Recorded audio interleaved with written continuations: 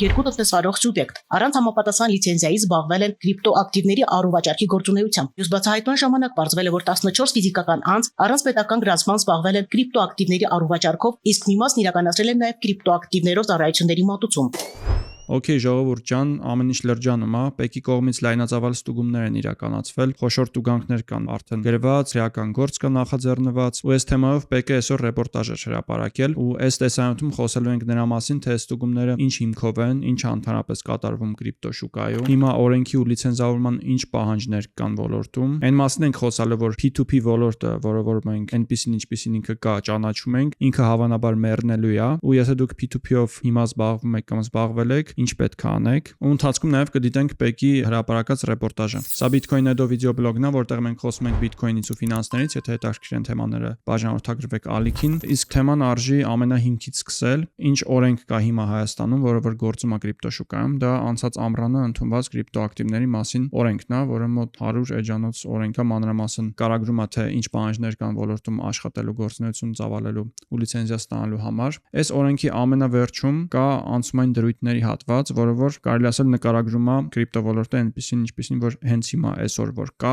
Ըստ դրա, երբ որ օրենքը ուժի մեջ է մտնել, այսինքն անցած ամառվա հուլիսի 4-ի դրությամբ, ովքեր որ այդ պայն գործել են, այսինքն օրինական բիզնեսներ են եղել կրիպտո ոլորտում, դա նշանակում է որևէ կերպ պետք է իրանք գրանցում ունենան, որևէ կերպ իրանք պետք է հարկ վճարեն, այսինքն պետության համար տեսանելի ոլորտի բիզնես պետք է լինեն։ Իրանք ունեն մոտ 1 տարի անցումային շրջան, այստեղ ասում է, որ կենտրոնական բանկի հետ կանոնակարգերից հրապարակելուց հետո նրանք պետքա լիցենզավորվեն 1 տարվա ընթացքում, այսինքն ինչ է ստացվում, որ անցած ամառ ընդունվել է օրենքը ու մինչև 26 թվականի ավարտը հիմա անցումային շրջան է։ Ովքեր որ անցած տարի օրենքը ընդունվելու պահին գործել են, իրանք իրավունք ունեն շարունակել գործել մինչև 2026 թվականի տարվա ավարտը ու այդ ընթացքում պետքա լիցենզավորվեն։ Իսկ 27 թվականի սկզբից բոլոր ոլորտի խաղացողները արդեն պետք է լինեն լիցենզավորված։ Օրենքի այս հատվածը կարդալուց կարող է մեկնաբանեք, որ գրած է անձինք, բայց այս մասով կենտրոնական բանկի հետ մանրամասն քննարկում ենք ունեցել կրիպտո տնտեսվարողների միությունով ու դիրքորոշումը հստակ է, որ անձինք ասելով նկատի ունենք իրավաբանական անձինք, որովհետև սա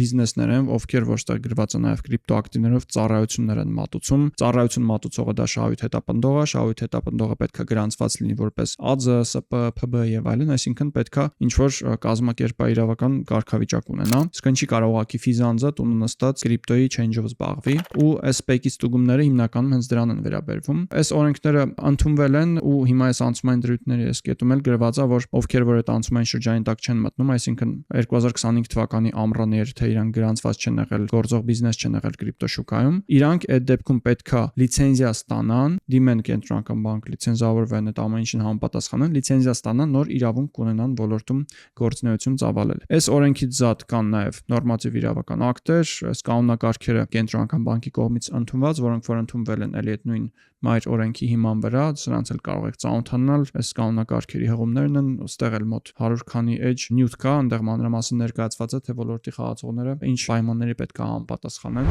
Պայմանները, օրենքի պահանջները շատ են, բայց հիմնական մեծ խոչընդոտը երևի մուտք գործելու համար ոլորտ լինելու է տնտեսվարողների համար այն, որ կապիտալ է պահանջվում մոտ 50 միլիոն դրամին համարժեք, որովհետեւ դու կարողանաս մեր իմացած կրիպտոյի change-ով զբաղվես։ Հիմա գալով այս ՊԵԿ-ի տուգանքներին ու ընդհանրապես այս P2P ոլորտին արժի հետևյալ պարզաբանում անել։ P2P, որ ասում ենք այդ on-line բիրժաներում հարթակներում որ կա P2P, դա ինչ է նշանակում։ P2P-ն բացվում է peer to peer, այսինքն անհատը անհատի հետ ոնց որ նախատեսվում է որ գործարքներ անեն, այսինքն հասարակ մարդիկ, քաղաքացիներ իրանք իրանց գումարներով։ Հիմա այս P2P հասկացությունը ժամանակի ընթացքում աղավաղվել է ու այստեղ հիմնականում հիմա ովքեր որ P2P-ում ծառայություն են մատուցում, դա դրանք ոչ թե անհատներ են, այլ իրանք տնտեսվարողներ են, փաստացի։ Իրանք ոչ թե իրանց գումարն են ինչ որ change անում, որտեվ իրանց պետքա դա change անել, այլ իրանք փող են այդտեղ աշխատում, դա բիզնեսի նոր ձև է դառել։ Եթե այդ անհատները ինչ որ ձև գրանցված չեն, այսինքն ԱԶ կամ ՍՊ չունեն, հարկեր չեն վճարում, ապա դա անօրինական գործունեություն է։ Ցանկացած շահույթ հետապնդող գործունեություն ինքը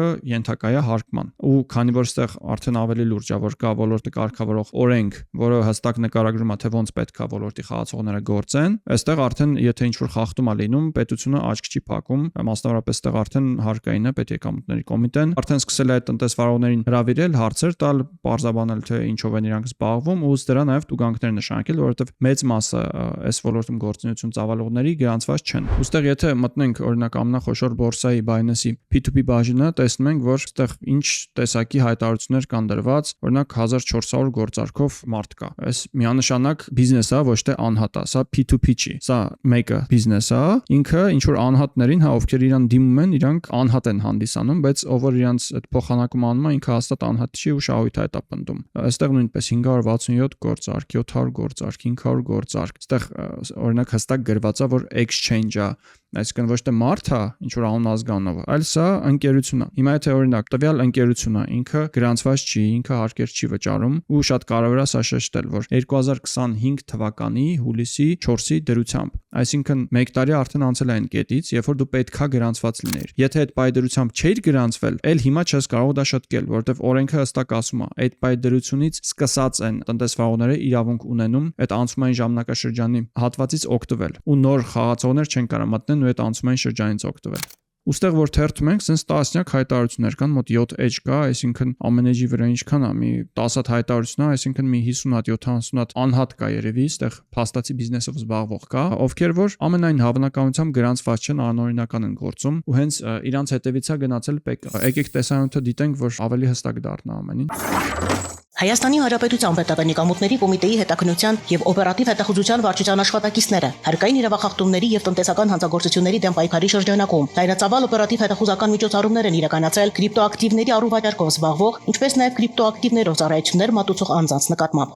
Իրականացված օպերատիվ հետախուզական միջոցառումները նպատակ են ունեցել բացահայտելու լիցենզավորման ենթակա գործունեությունն առանց համապատասխան լիցենզիա իրականացնելու, ինչպես նաեւ ֆիզիկական անձանց կողմից առանց պետական գրանցման ապօրինի ձեռնարկատիրության գործունեություն ծավալելու դեպքերը։ Նշենք, որ միջոցառումները տվել են շոշափելի արդյունքներ։ Միջոցառումների արդյունքում մասնավորապես արձանագրվել է, որ 2 տնտեսվարող սուբյեկտ առանց համապատասխան լիցենզիայի զբաղվել են կրիպտոակտիվների առուվաճառքի գործունեությամբ։ Նշված դեպքերի վերաբերյալ կազմված արձանագրություններն ուղարկվել են ՊԵԿ իրավաբանական վարչություն, վարչական պատասխանատվության հարցը քննարկելու նպատակով։ Մյուս բացահայտման ժամանակ պարզվել է, որ 14 ֆիզիկական անձ առանց պետական գրանցման զբաղվել են կրիպտոակտիվների առուվաճառքով, իսկ մի մասն իրականացրել են նաև կրիպտոակտիվներով ծառայությունների մատուցում։ Ձեռքբերված փաստական տվյալների հիմքով կազմվել են արձանագրություններ եւ ուղարկվել են կոմիտեի իրավաբանական վարչություն ապօրինի գործունեության մասով անձանց վարչական պատասխանատվության հարցը քննարկելու համար։ Ընդ որում այս ոլորտում արձանագրվել է նաև առերևույթ տնտեսական հանցագործության մեկ դեպք։ Այս առընչությամբ քրեական վարույթ նախաձեռնելու հարցը քննարկելու նպատակով հանցագործության մասին հաղորդում է ներկայացվել Հայաստանի Հանրապետության քննչական կոմիտե։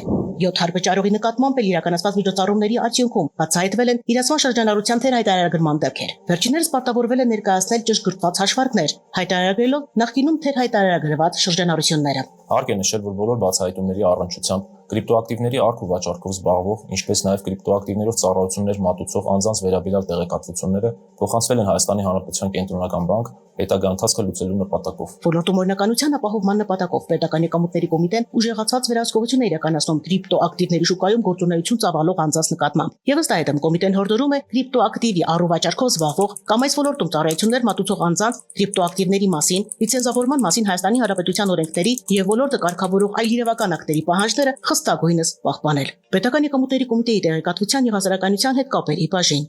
Իմացանք նորից անօրինական ձեռնարկատիրություն, լիցենզավորման ենթակա գործունեություն առանց լիցենզիայի իրականացնել, այնտեղ մոտ նշեցին ոնց որ 14 անձ, հա, բացահայտել են, որ զբաղվում են այդ գործունեությամբ առանց համապատասխան թույլտվության, այսինքն լիցենզիայի։ Հիմա 14 են ասում, բայց հաստատ մի 50 հոգի, 100 հոգի կան, շատ են նմանատիպ մարդիկ ու ՊԵԿ-ը իմ կարծիքով հիմա նույնպես ակտիվ այդ մարդկանցով զբաղվում է։ Նաև իմ ունեցած տեղեկությամբ հետեւյալ կերպ են այդ բացահայտումները արվում, որ հսկիչ գնումներ են կատարվում, հսկիչ գործարքներ են կատարվում ՊԵԿ-ի կողմից, համ բորսաներում P2P հարթակներում դրված հայտարարություններով, համ էլ ոչ միայն հարթակներով են սահմանափակվում, այլ նաև Telegram-ի change-երով։ Այսինքն, երբ որ ինչ որ հաճախորդ դիմում է գործարքի համար, այդ համապատասխան մարդը, ով դրել է հայտարարությունը կամ change-ը ունի, ինքը չի կարող իմանալ դա հասարակ հաճախորդ է, թե ՊԵԿ-ի համապատասխան օպերատիվ աշխատակից է, ու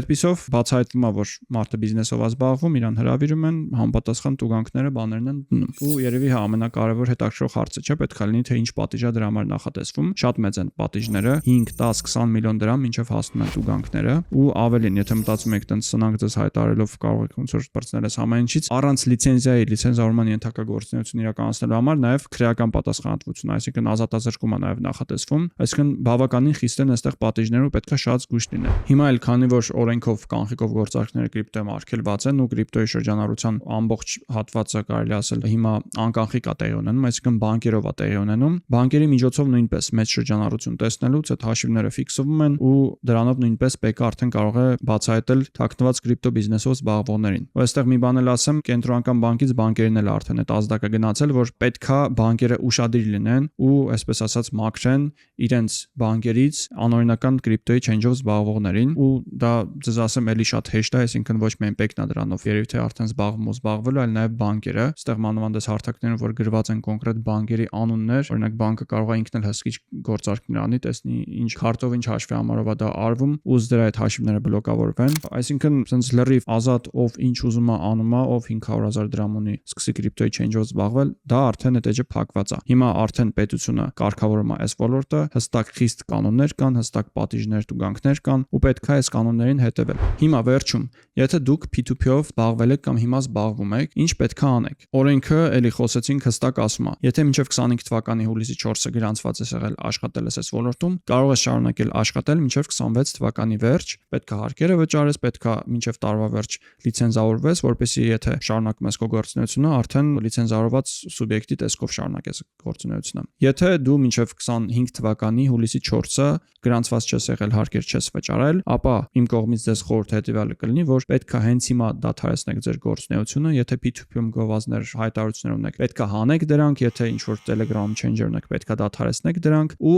աղոթեք, որ վերջի ձեր մի տարվա գործունեության շրջանակում փոխանցումները բաները ՊԿ չի բացահայտելու, ձեզ չի կանչելու, տուգանքներ չի դրա հիման վրա նշանակելու, որովհետև եթե դուք հիմա ակտիվ շարունակեցիք աշխատել, այդ գործը շատ ավելի հեշտ է լինելու բացահայտելու։ Եթե դուք հիմա stop տակ ամեն ինչ անցնեք ընդհատակ, կոպիտ ասած, չգիտեմ ինչքանով օրինական ես խորհուրդ տալը թե խորհուրդ չտալը, բայց հստակ տենց է, էլի փաստացի տենց է լինելու, եթե դուք հենց հիմա դադարեցնեք ձեր գործունեությունը, կա հավանականություն, որ պետությունը հետո ձեր հետևից չի գա, այսպես ասած, որովհետև ակտիվ հայտարարություններ գովազդներ չկան, որովհետև շրջանառությունը ձեր հաշիվներով կպակասի եւ այլն, բայց կարող է էլի բանկային մուտքերին ելքերին ՊԿ հիմա ամեն տարվա դոստուպ ունի, արդեն ստանում է այդ տվյալները ու կարող է ամեն դեպքում տարվա վերջ որ տվյալները ստացավ բանկերից, կարող է տեսնի, որ մեծ շարժ եք ունեցել, ձեզ ամեն դեպքում կանչի ու բացահայտի ձեր կրիպտոյով գործունեությունը շրջանառությունը։ Ու եթե որպես տնտեսվարող հետաքրքրված եք այս ոլորտում գործունեություն ծավալելով, այսինքն շարունակելով ձեր բիզնեսը, բայց մինչև հիմա գրանցված չեք եղել, ապա օրենքը նույնպես հստակ ասում է, պետք է հիմա դիմեք լիցենզավորման, լիցենզիա ստանաք, թույլտվություն ստանաք, նոր շարունակեք ձեր գործունեությունը ծավալել։ Ժողովուրդ ջան, գիտեմ, որ այս կրիպտո ոլորտում բոլորը սիրում են sense full ազատություն, ով ինչ ուզում է անում է, ոչ մեկ չպետք է սահմանափակի, պետությունը չպետք է միջամտի, բայց հիմա փաստացի կան օրենքներ, պետությունը արդեն կարգավորում է այս ոլորտը ու պետք է հասկանալ, որ եթե փորձեք տենց էլի նույն ձև, հին ձևերով շարունակել աշխատել, ապա հիմա արդեն պատիժա նախատեսված, պետությունն էլ արդեն սկսում է հասկանալ, պատկերացնել թե ոլորտը ոնց է աշխատում ու հետևանքները այդ ամեն ինչը ունենալու, եթե խաղի կանոնները բոլորի կողմից չպահպանվեն։ Տեսանյութը այսքանով ամփոփենք, եթե հետաքրքիր է հավանեք տեսանյութը բաժանորդագրվեք ալիքին, եթե ինչ որ կարծիքներ ունեք կամ ավելի ինֆորմացիա ունեք կամ հարցեր ունեք, կարող եք գրել մեկնաբանություններում քննարկենք։ Լավ մնացեք, կհանդիպենք։